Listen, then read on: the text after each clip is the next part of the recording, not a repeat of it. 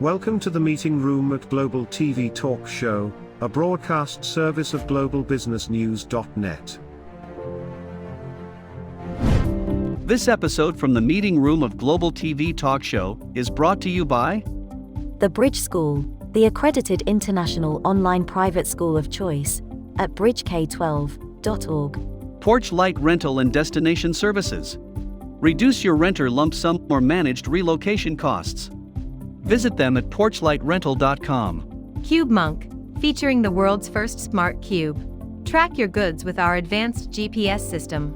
Welcome to the future of moving and relocation at cubemonk.com. Primestone Partners, featuring corporate, government, and developer housing solutions, as well as senior-level advisory services. Find them at primestonepartners.com. And by heirs.com. With our full range of services, we can help design and manage your international relocation.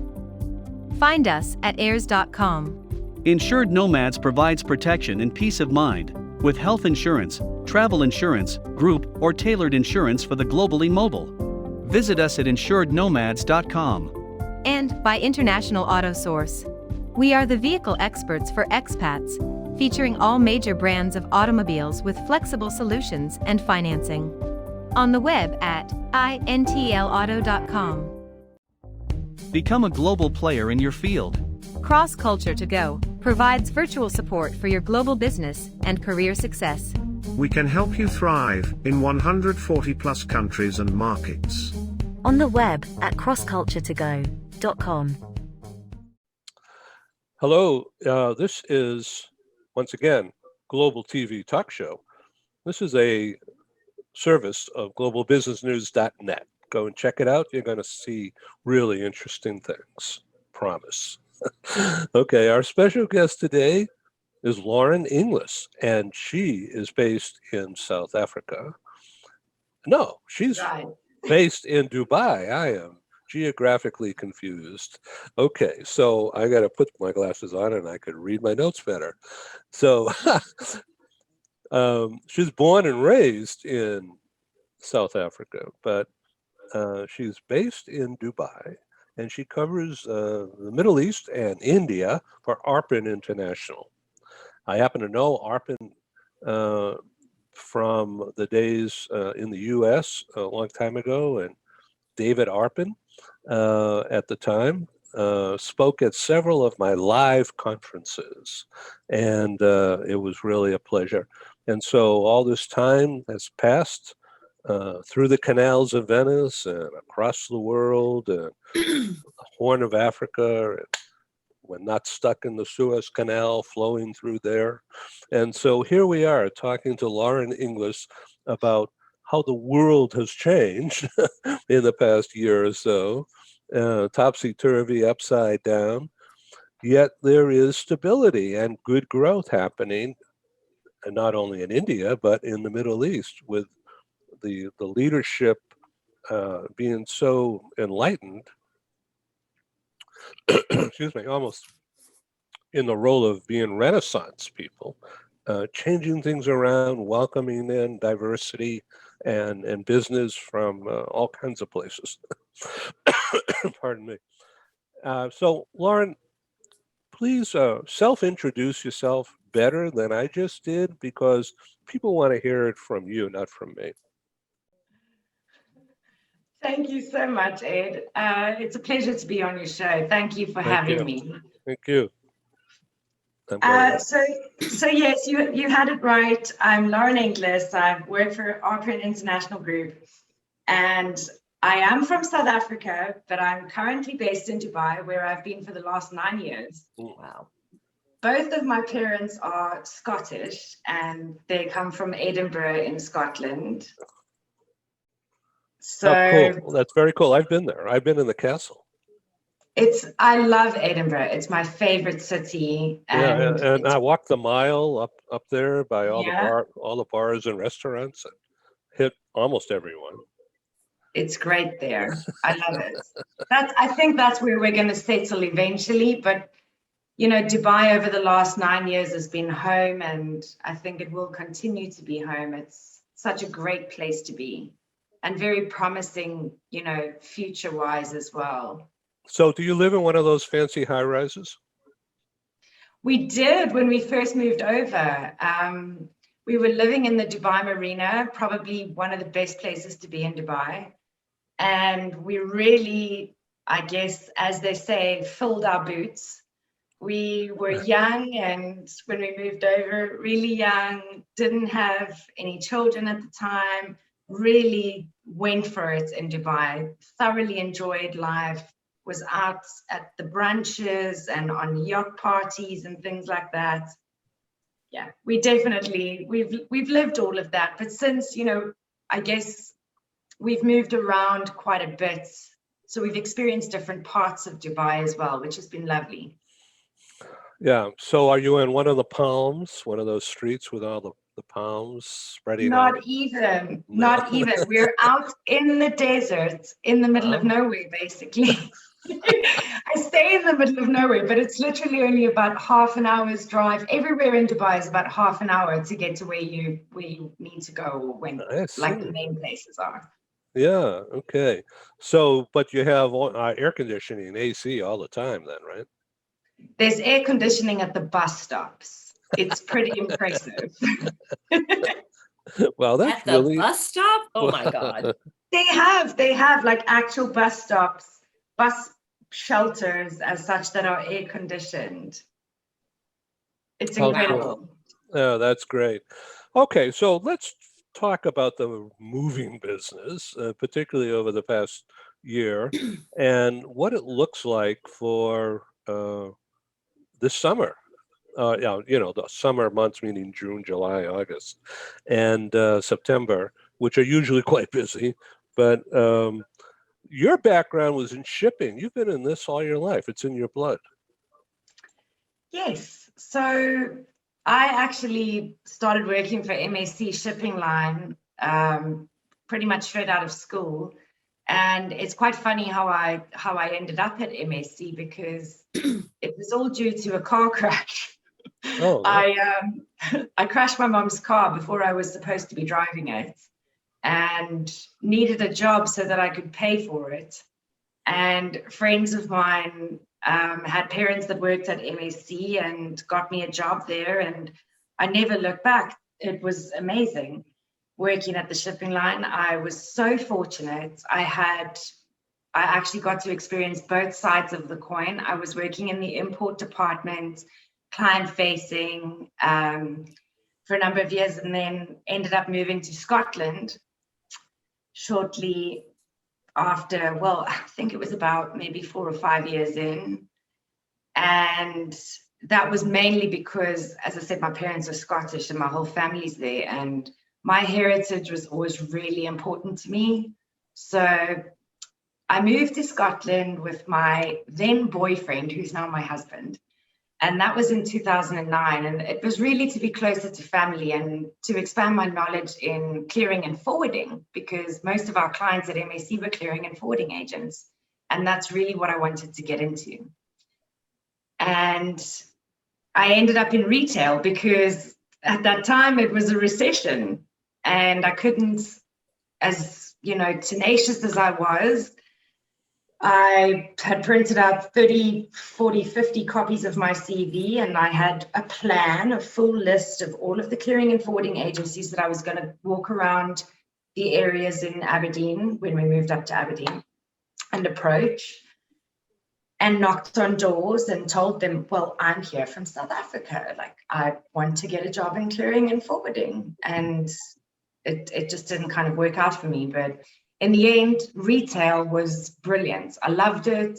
I worked my way up to a leadership and a management level just within a couple of weeks. And I was very fortunate with the first job that I got in Edinburgh, when my husband, well, boyfriend back then, got a job in oil and gas in Aberdeen. And I had just started working for the first retailer that I was at. I was very, very fortunate back then to be offered to just move on to one of their stores in Aberdeen as well and be transferred. So, yeah, oil and gas. That's a big town for that. So did MSC have anything based up there? MSC, well, I think, yeah, they do have offices there, but it wasn't really, I felt like at that point I wanted to just kind of delve into something a little bit different and get into the client side of things. I was on the provider side of things to start, and I wanted to experience the whole clearing and forwarding side. And I never did end up going into clearing and forwarding, just because retail ended up absolutely sucking me in, which was good. Yeah, that's cool. So customer contact, customer facing contact. Yeah, it was. Yeah, that's cool. So did you run clothing stores, or what kind of retail? I did. Well, first I started in, weirdly enough, most people know, especially in the UK, Clark's shoes. I was working for Clark's to start off with, and I had a really, really good relationship with my manager, and she had asked me to come over and basically run one of the stores with her as assistant manager.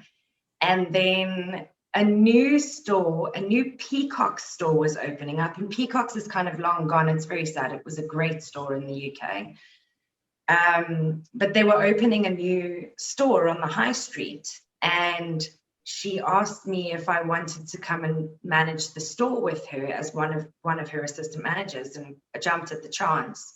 With it being a new store, so I would, I'd have the opportunity to get into the hiring of staff and the training of staff and things like that, which I've always loved that. Even at MSc, training and putting together training manuals and things like that, it's always been my thing. Yeah, so, well, because you can relate to what people need. Yeah, I think that's kind of in my nature.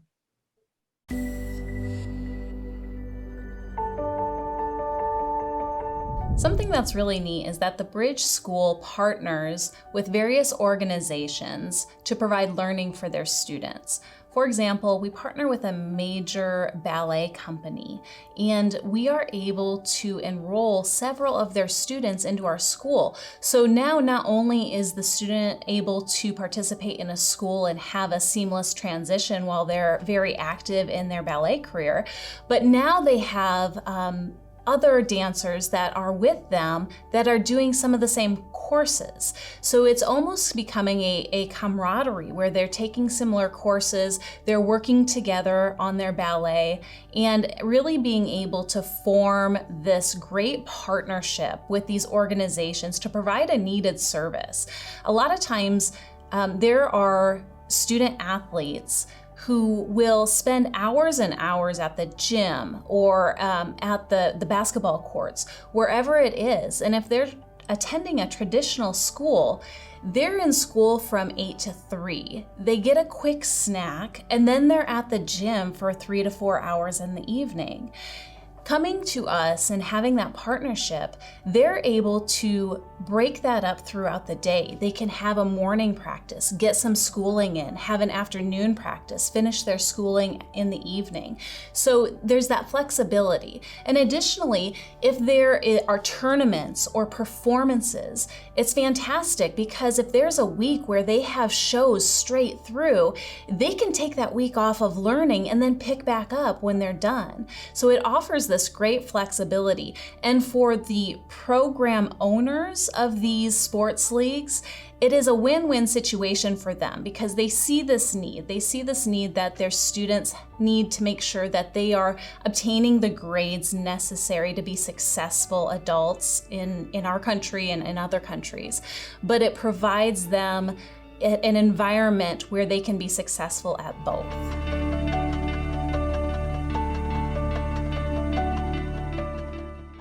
So Lauren, tell us about what you're doing these days with Arpin International. Once again, audience, Lauren is a regional director in charge of the Middle East and India. Now that's quite a big area, isn't it, Lauren? It is. I always tell people we have all the fun countries to look after when it comes to household goods relocations. We manage the UAE, Saudi, Bahrain, Kuwait, Oman, Qatar. It extends to Egypt, Jordan, Lebanon, Iraq. And then on top of that, we have an office in India as well, and they look after Pakistan and Bangladesh and that area too. Okay, so now how many people do you manage throughout that region that you just said? Well, our team consists of myself and our operations director or the operations manager here.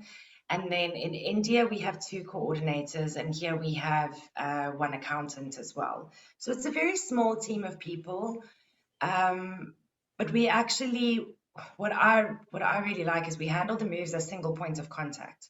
So we really try to help HR and the mobility professionals who look after relocations by the single point of contact model more than ever. Because we understand that sometimes an assignee can have 15 to 20 people involved in one relocation. You know, you've got somebody for visa and immigration, somebody for temp accommodation, somebody for home search and school search. And so when it comes to the household goods relocation, it's really, really important for us that we try and minimize their points of contact and act as their sole support for their household goods move. So you become like a broker of services and packaging and storage and shipping? Yeah, we're really, really focused on move management, but the service that we offer is so curtailed to everybody's unique needs. And what I personally love about the moving industry is no one move is ever the same. You know, we've had, even recently I had, you know, you have a lot of people that have really sentimental goods.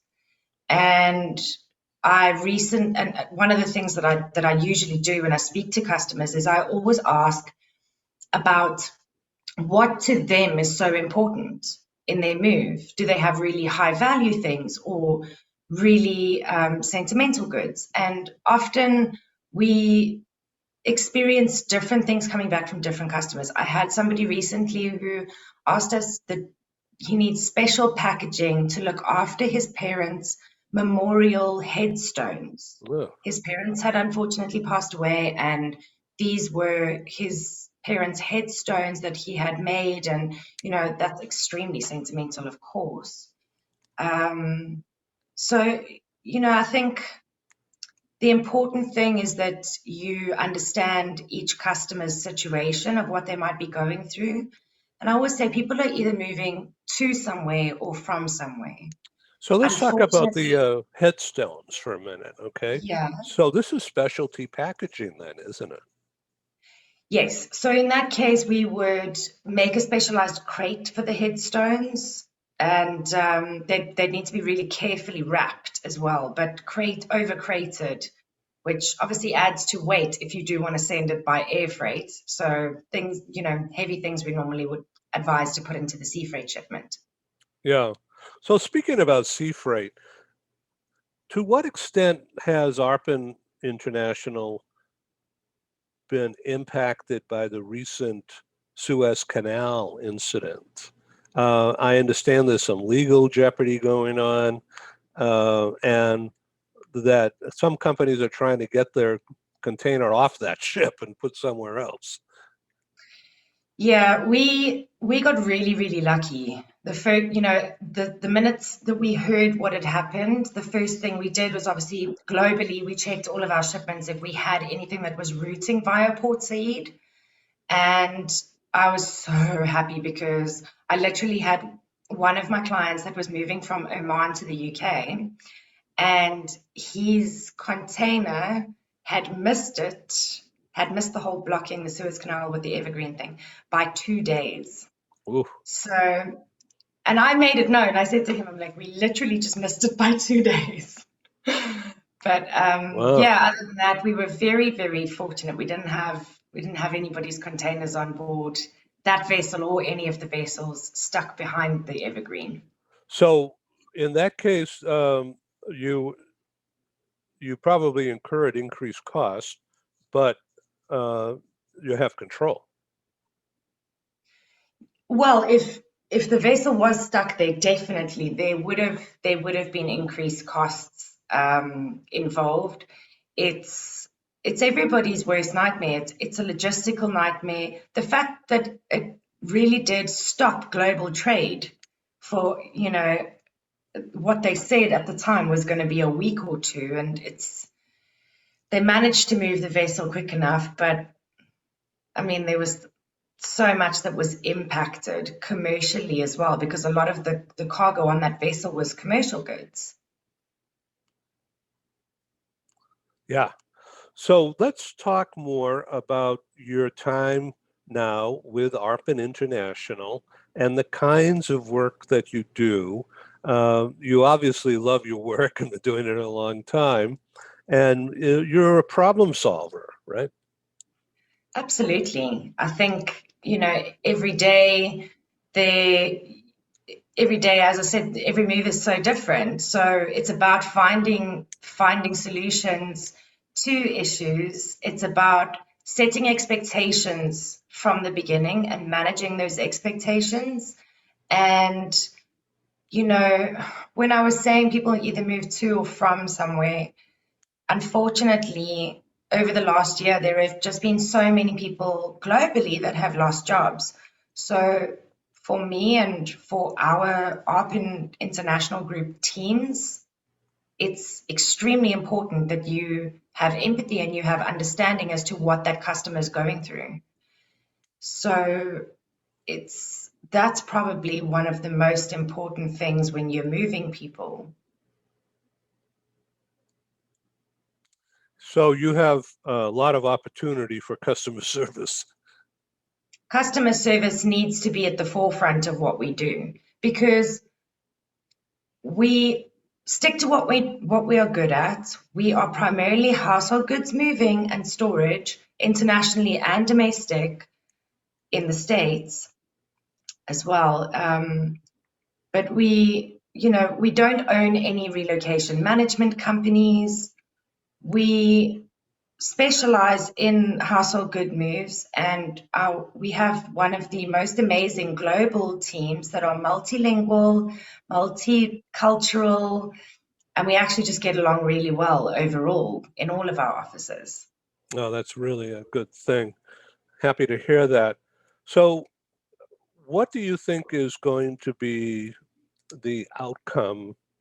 I know it's just looking through a foggy crystal ball right now about what's going to happen this coming peak, what's normally called peak season, which has already begun in some cases.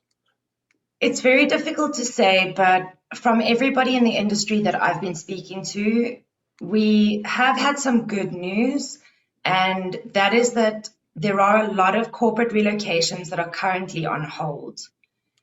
Companies don't want to take the risk at sending their employees right now. And in actual fact, what's been happening in preparation for summertime is we've even had some assignees contact us directly. They were referred from their company or they were referred from their RMC because their moves have been on hold for months on end and they've missed their start dates, and their start dates have rolled over several times.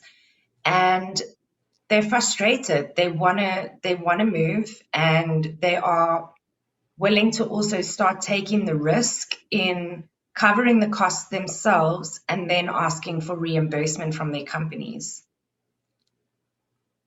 Well, that's a whole other can of worms. It really is. Yeah. So that becomes a legal situation because when it comes to visa and immigration, right, as well. Right. So countries are certainly understanding of the impact of the pandemic and lockdowns and companies not knowing what to do.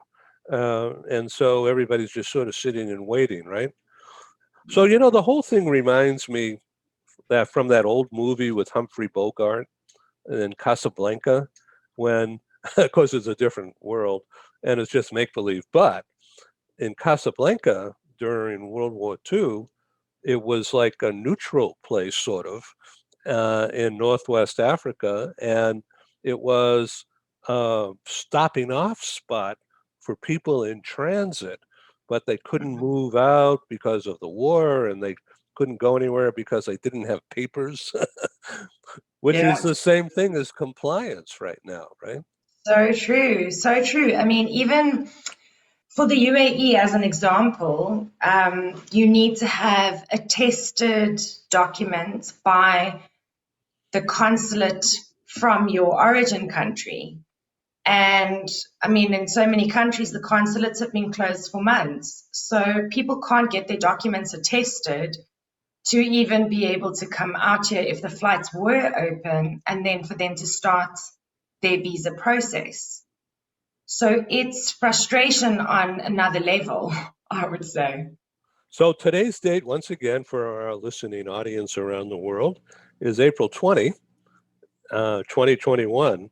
And I say that because this program will be circulated for the next year to corporate managers and procurement managers, as well as transferees and others around the world. And it will become a point of reference, a historical document of this era, pandemic era. So I'm looking at, as a note here, one of your mantras, because of COVID, you've become trained and getting good at delivering bad news.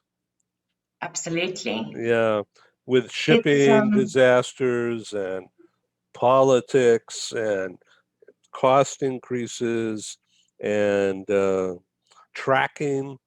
So what's your psychology lesson there? The biggest,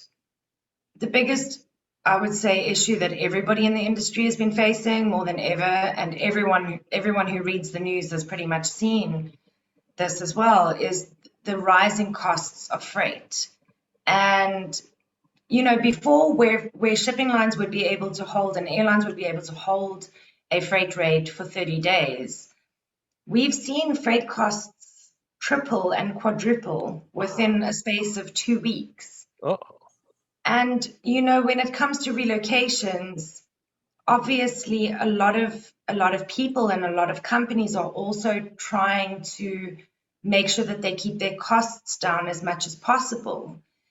And so I think it's very, very important that you, as I said, manage the expectation from the beginning. Warn people in advance, look, this is what we're experiencing. These are situations that are outside of our control. The best thing that I can do is ensure that the communication is great and you are informed of any changes to the rates, to the situation, to the tracking, as you mentioned, because what's also happening is personal effects. I mean, personal effects have never taken priority on board a vessel, let alone an airline. It's always been commercial goods first.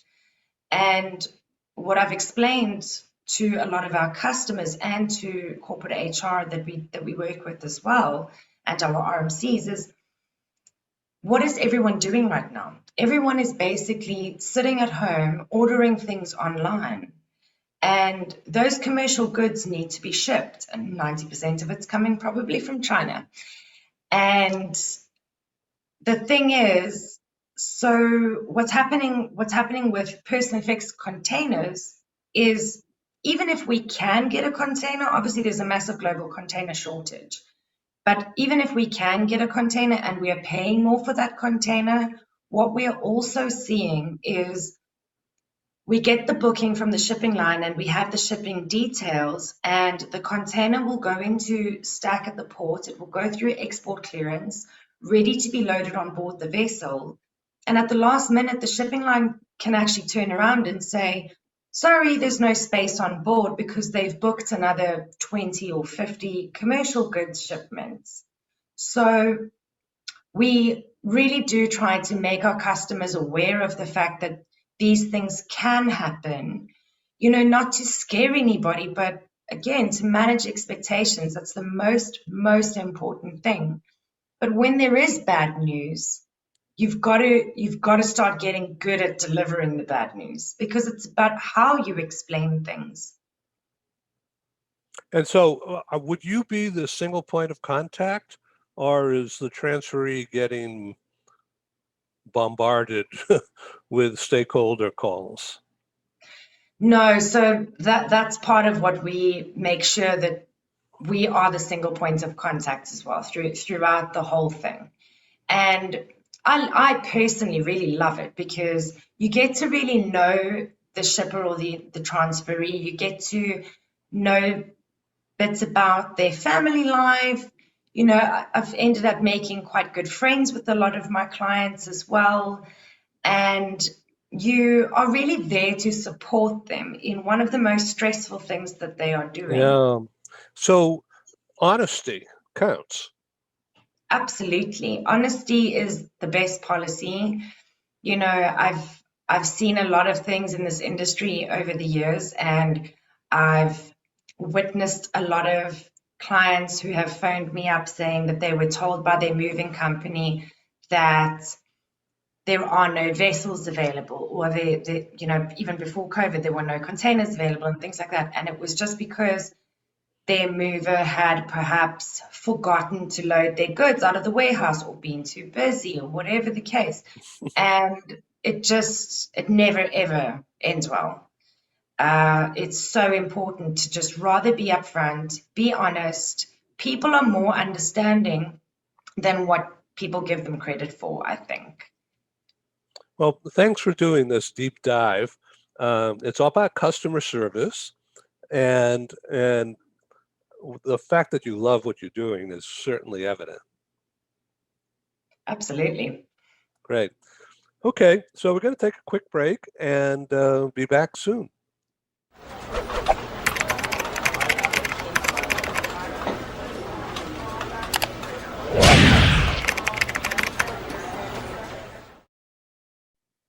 MSC, it's a big company, and I know it because Joanne and I took a couple of Mediterranean cruises on one of their liners, passenger ships.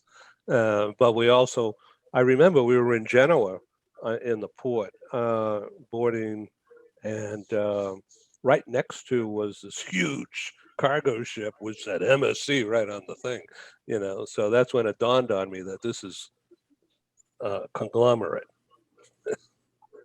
The cruise liners are incredible, and I was actually, one of the bits that I loved about working for MSC was they really do promote to their staff the going on the cruises and things like that as well. And there's a little bit of a staff discount. There was back then, I don't know about now.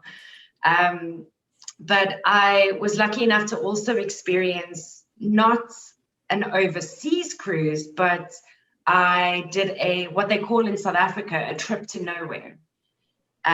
So you have the trip to nowhere, and then you have the Mozambique and Bazaruta Islands trips as well. And when we had come back from Scotland to Cape Town on our first vacation, I just wanted to see my parents, and we did a trip with my parents to Mozambique, to Maputo, and we couldn't get off the boat at the Bazaruta Islands. I was so upset because the ocean was too choppy at the time. So we basically parked off outside the Bazaruta Islands and had a good party on the boat for a couple of days. I want to hear about the trip to nowhere. Was that the trip to nowhere, or is that something different? I mean, I feel like it was. I certainly feel like it was. But no, the trip to nowhere is basically they sail out across gambling lines. So, and that's it. They basically park off and have one massive party on a boat for 3, 4, 5 days, and then they sail back again. That's the trip to nowhere. It's a lot of fun. For that? Yeah, it's a lot of fun. That is It's obviously much better going to to Genoa, like it did. So let's talk about what you're doing now with Arpin. This is cargo with a destination, not on a ship to nowhere. Absolutely. Going into household goods has been such a game changer, but then also, I think, kind of a natural progression as well, going from a shipping line to doing personal effects. It feels like a natural progression, I suppose. Dealing with personal effects, though, is just so different because there's a lot of feeling involved, and it's important for you to actually understand what customers are going through. It's known to be one of the most stressful things people go through in their lives. And if you don't have empathy, and if you don't put yourself in their shoes and understand their circumstances and what they're going through when they relocate, particularly internationally, then your move's just not going to go well from the start. So what about technology? Excuse me. The technology helps the customer engagement today, right? Absolutely. And I mean, from everybody that you've been speaking to in the moving industry, even, you'll know already that, especially over the last year, the moving industry is really doing everything they can to get on board with boosting technology and come up with new innovative ways to make things easier for the customer in terms of tracking the shipment themselves and things like that. I think for me, the most important thing, and I really do speak for our company as well, we're all so on board with it. It's so important not to lose the human touch. Yeah, thank you. You know, while technology is so important, it really is, and we're definitely doing, as a company, amazing things in terms of technology and, you know, getting ourselves out there in our, like, I don't know, briefing calls or intro emails, I suppose, advertising our bios with our experience and things like that. It's wonderful, but at the same time, you got to have the human touch. And I just think that's so important. Yeah. People want, and the expats that I've spoken to as well, who have moved many times, they do stress that, you know, the HR people that I've been speaking to, the global mobility professionals around the world, they feel that the technology is important, of course, but we can't lose the human touch. Thank you.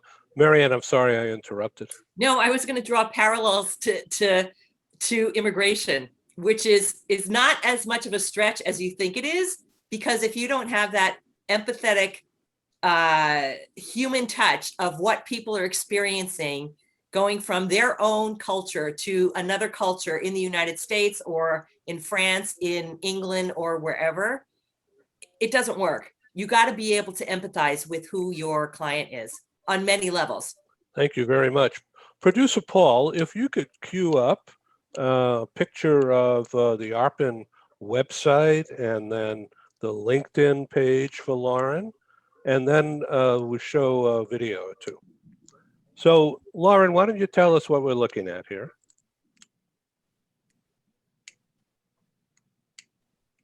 So this is our Arpin International Group website, where you can find all of the information about our company and the services that we offer.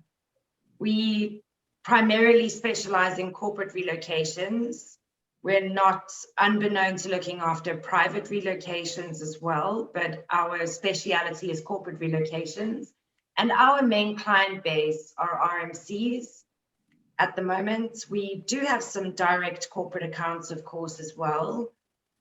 But our RMC business is extremely valuable to us. And yeah, we have global offices. You'll find all of the information on our website. We have a brilliant corporate culture, which I am very proud of as well. Corporate culture meaning joie de vivre or what? you know, we went through a bit of a tough time. We lost two of our very senior people, Mark Dearborn and Bob Sullivan, in 2018 and 2019. And they always used to say, we hire well. And I love that, because I've been very, very fortunate to meet most of the people from all of our global offices. And I've been very fortunate to also travel a lot to the States and across many states as well in the US. And I've loved every second of it, through conferences, you know, the people that I've met in the mobility industry at the conferences and things like that. It's been fantastic. But when I say corporate culture, I just mean we connect so well. We've literally just come off of our Arpin 2-day conference yesterday. And I mean, for one, to get everybody globally on that call and that conference at different time zones and everything, and connect so well with each other and be able to, you know, collaborate so well together, it's just incredible. Okay, and thank you. Paul, could you show the LinkedIn page? It's the countdown preview to Arpin Group's takeover 2020 of the worldwide ERC's social media channels. Today is day 10, and we want to introduce you to Lauren Inglis, Regional Director, Middle East and India, from Arpin International Group's office in Dubai, United Arab Emirates. Mark your calendar for Tuesday, March 10th, when you can engage with Lauren. Add hashtag AskArpin as part of our series, Get to Know Arpin, a quality leader in worldwide moving. Well, that was cool. That was quite the video. Wow. Well, I didn't expect that one, but that was good to see. So is that same spirit of openness and jazziness still going on? Everybody in all of our global offices pretty much share the same sort of out there-ness, if I can put it that way. Oh, that's cool. Okay, well, Paul, what do you have next? There's a lot. Just want to sign up now. I mean, there's a lot of stuff. I said, try to show this, try to do that, you know. It's time for your personal global mobility announcement. Brought to you by your friends at Arpin Group. Hi everyone, I'm Lauren Inglis, the Regional Director for Arpin International Group, Middle East and India. Some of you may have seen the recent news or my overly excited LinkedIn update about the Qatar blockade finally coming to an end with the UAE, Saudi Arabia, Bahrain and Egypt. I wanted to share why this was such exciting news for us here in the region and how it affects relocations going forward. 3 years ago, when the sanctions were announced, the UAE, Saudi, Bahrain, and Egypt shut their land, sea, and air borders to Qatar due to a political dispute. The blockade not only stopped all commercial trade for a while, which Qatar was heavily reliant on, but also meant that we could no longer move household goods directly between these countries and Qatar. The only legal and compliant solution was to ship the effects via home country, unload and reload into another container, rebook for export with a new bill of lading and new packing inventory so that none of the documents related to Qatar. Aside from the obvious mass increase in costs of doing the shipment this way, the transit time was anything from 2 to 3 months for assignees whose home country was in Europe or in the US.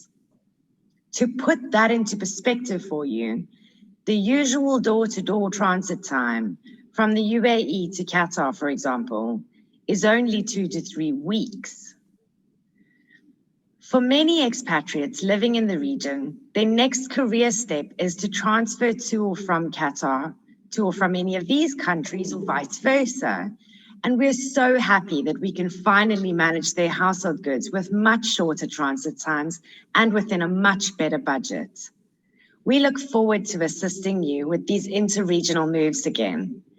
If you have any questions, please feel free to reach out to me either on my email address below or on LinkedIn. Thank you for watching. Goodbye.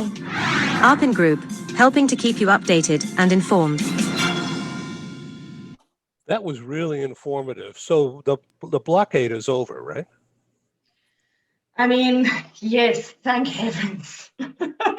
I can't even begin to tell you. It's just been, the last couple of years has just been an absolute nightmare. We've lost a lot of business because of the blockade.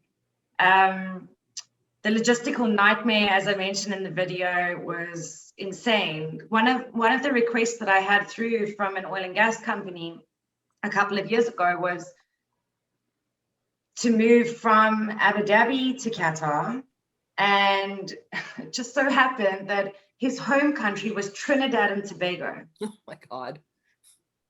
So, you know, pull up a map and it's just insane. To route it from Abu Dhabi to Trinidad and Tobago, unpack the shipment, new packing list, new bill of lading, you know, completely new export procedure. I mean, the transit time alone is mental, but then you add on the cost, it's just crazy. So that's why I look so totally excited about the fact that the blockade came to an end, because I really am. So the Abu Dhabi is fairly close geographically, right? To Dubai? Yeah. I mean, it's only an hour's drive. So it's really a testimony to the security of the shipping process by Arpin that the thing didn't get lost going across the ocean and back.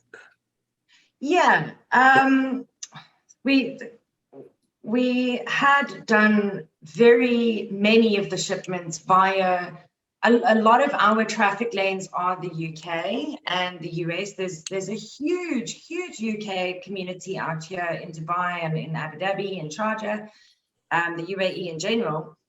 And there's a huge US community out here too. I mean, Dubai alone has roughly around over 200 nationalities living here. So we have traffic pretty much everywhere, and we can and are able to move people anywhere. But, you know, moving people to a country and then just to basically unpack and repack and bring it back this way again is, as I said, a logistical nightmare. And I mean, never mind the expense of it for a company to do it. I mean, they must want that assignee pretty bad if they're willing to do it. Yeah, good. Yeah. So let's talk now. We have about 6 or 8 minutes remaining, but you'd be surprised how many words we can talk in that time frame. So what does it look like for the coming peak season? Well, the peak season, you know, we've had some inquiries for moving peak season, but a lot of countries are not open yet. And, you know, I keep referring to the big boom because I really positively in my heart believe that there's going to be a big boom. We need to make sure that, and everybody in the industry needs to make sure that they are ready for the big boom, and to make sure, more importantly, I think no matter what industry you're in, to look at your supply chain and make sure that, you know, you have the capacity and that your supply chain have the capacity to deal with the big boom. Peak season, I mean, look, summer for us over here, it's already pretty much heading into summer here. It's starting to get really, really hot. In May, pretty much like normally it's mid-May, usually announce the loading ban in the UAE and often across a lot of the Middle Eastern countries as well. And that's because you got to remember that that container gets up to 10 degrees Celsius hotter inside than what it is outside. So if you're talking 115 Fahrenheit, as an example, it's going to be 10 degrees, oh, I can't work out what, 50 degrees Fahrenheit, there we go, 50 degrees Fahrenheit hotter inside the container.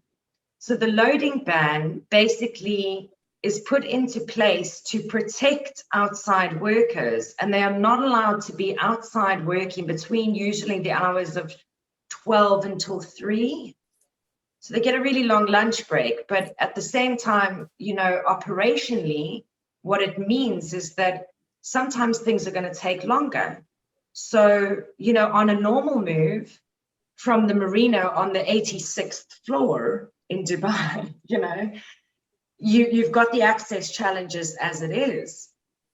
And we could usually do a 20-foot container within maybe 2.5 to 3 days if it's up that high and you've got those access concerns.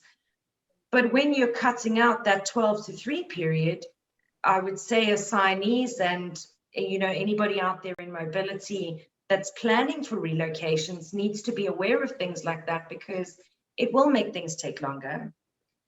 You know, Ramadan and Eid as well, there are expected delays coming up, which is very important to stress to everybody in the industry as well.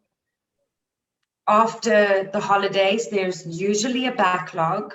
You know, Saudi and Qatar particularly as well, there's usually a big customs backlog as well. So shipments take longer to clear customs. Yeah, there's definitely all sorts of challenges that we face when it comes to household goods here in the Middle East and in India too. You know, we've got monsoon season coming up in India a bit later in the year, and that brings its own challenges too. So let's talk about India. That's your responsibility as well. So recently I've had dialogue with people in Bangalore, in Mumbai, and just on Monday, we produced an interview with Shraddha from Resettle in New Delhi. Yeah, excellent. So we're getting further involved, and the activity, of course, everybody's impacted by COVID, but there's so much pent up demand for things to happen, and everybody's trying to push things through and get things moving. So you're seeing the same thing, right? Yes. I mean, India they had come a long way, and they started getting to a point with the whole COVID situation where people weren't wearing masks and things anymore. And one of our partners messaged me this week and said, Lauren, we've got a massive problem again in Mumbai. The whole of the Maharashtra state is now going back. They're very scared about calling it a lockdown. It's pretty much a lockdown. It's a major curfew again. And that, you know, it's just due to rising cases again. So I'm really hoping we also have a lot of assignees waiting in India, you know, loads of moves on hold where understandably the companies don't want to initiate the moves or, you know, start on the moves because there's just too much risk involved. So I'm really hoping that the vaccine situation starts picking up in India, because they've been fantastic at supporting loads of other countries as well with the vaccine, but they've got the resources to roll out there as well. They've got their own local companies that are producing the vaccine and doing a fantastic job of it. So yeah, I'm hoping that situation gets better there too. Yeah, we, Joanne and I have had both shots here, and some months ago, and it's like a feeling of liberation and protection. I highly recommend everybody that can do that. So what do you see assuming that things open up by the end of this year. So next year should be quite a boom year for many in business, many people in a lot of different businesses, because people will be hiring. Yeah, I just read something yesterday that in the Pulse survey, really quick survey, not too scientific, about 1/3 of current corporate employees are going to find a new place to work, either because they have to or they want to. That is quite a changeover coming. And I would think a lot of relocations. I think so too, but what I would say is, if you haven't seen the plans for the Expo 2020 in Dubai, you should really have a look into it. Between the Expo 2020 and the Saudi Vision 2030, the region itself has so much to offer. Yeah. The Saudi 2030 vision is incredible, and it's going to drive so many jobs. The Expo is expected to bring in, I think, over 215,000 new jobs as well. And that starts in October. Interesting. So I thank you for being our guest today on Global TV. I've enjoyed this, and I want you to come back and take us to the next level. Give us an update, say in 30 or 40 days from now. Would that be interesting to you? I would love that, Ed. It's been such a pleasure. Thank you so much for having me on. Well, it's my pleasure, really, because you're a delight and so quick and so knowledgeable with a personal story, a personal approach. And I thank you. So Producer Paul will do his magic with the technology, and we'll get this program ready probably within a day, and I'll send it to you. Great, sounds good. I feel bad now. I didn't get to say goodbye to Maryann. Well, she's very busy, and I'm really happy to have her involved. Awesome. All right, well, thank you so much. It was really, really great being on. Thank you. And it was nice to meet you too, Producer Paul, hiding in the background. Okay, thank you, Lauren Inglis, and thank you, Arpin International, for being on this program, Global TV Talk Show. And once again, I invite you to come back. Take care and good night. Thank you. Take care. Bye-bye. Bye. Thank you for joining us in the meeting room at Global TV Talk Show.